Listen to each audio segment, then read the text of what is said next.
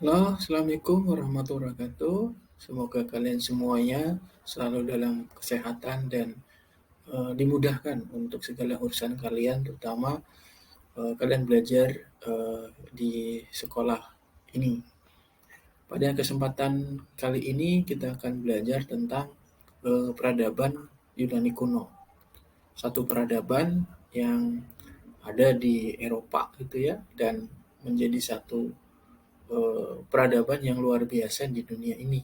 Nah, ini mungkin sedikit ya lokasi dari atau tempat dari Yunani.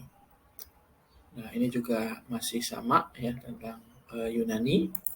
Nah, kalau kita bicara tentang Yunani, maka di sana ada satu negara polis gitu ya, ataupun negara kota yang ada yaitu Sparta dan Athena.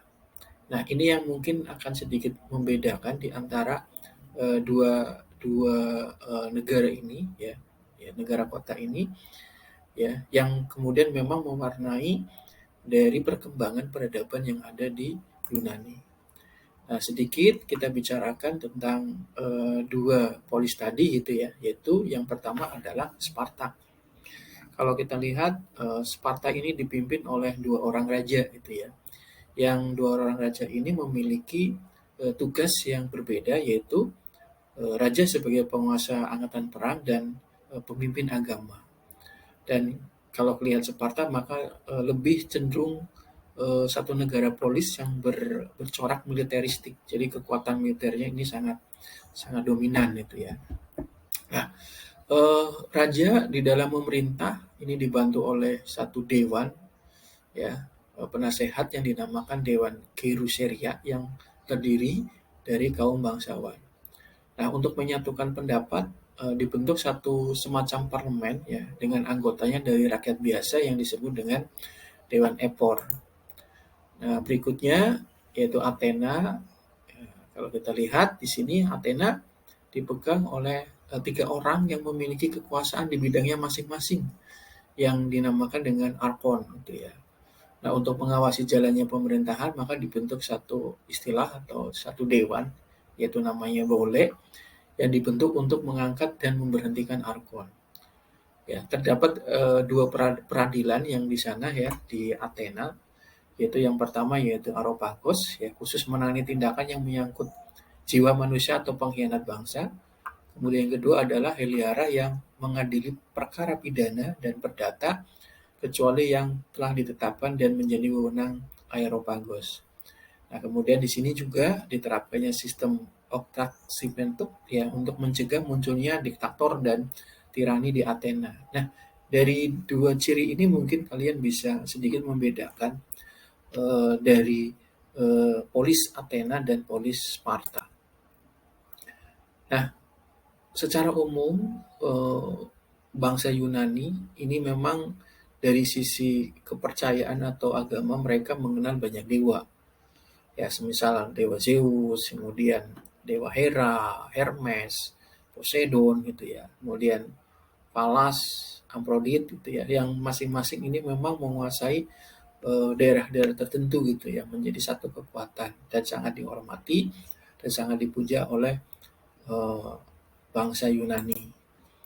Nah, di samping itu mungkin pada saat kita bicara Yunani pernah kita mendengar satu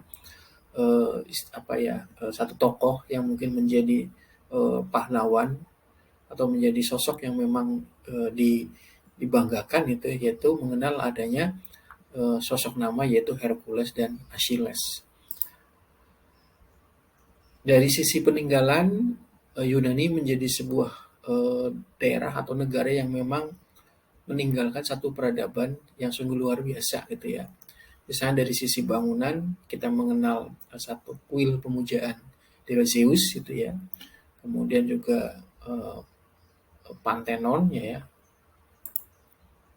Dan dari hal-hal yang lain misalkan tidak hanya dari sisi fisiknya, bangsa Yunani juga menghasilkan satu pemikir-pemikir filsafat yang luar biasa gitu ya. Nah, ini sedikit tentang apa itu filsafat dan ternyata kita mengenal filsafat-filsafat yang dari Yunani misalkan Socrates, kemudian Plato, kemudian Aristoteles gitu ya. Dan tentu itu bukan sesuatu yang asing buat kita ya. Di samping filsafat, secara perkembangan ilmu pengetahuan di Yunani ini cukup berkembang gitu ya. Ya kita mengenal satu ilmuwan-ilmuwan yang berasal dari Yunani, misalkan Herodotus, mungkin tidak asing lagi ya bagi orang yang belajar sejarah. Thucydides, ya, Pythagoras, Archimedes, Plato, Aristoteles sampai Hippocrates. Nah ini orang-orang yang memang berkecimpung di dalam pengembangan ilmu pengetahuan yang ada di Yunani gitu ya. Nah, yang menarik mungkin bahwa Yunani walaupun tadi ya ada dua polis negara kota ya, yaitu Sparta dan Athena, tapi eh, pada akhirnya ada yang kemudian mereka bisa bersatu gitu ya. Yaitu apa? Yaitu ada kegiatan yang kita sebut dengan Olimpiade. Kemudian di sana juga mereka mengenal satu mitologi yang sangat mereka percayai, yaitu Iliad dan Odysseus itu ya.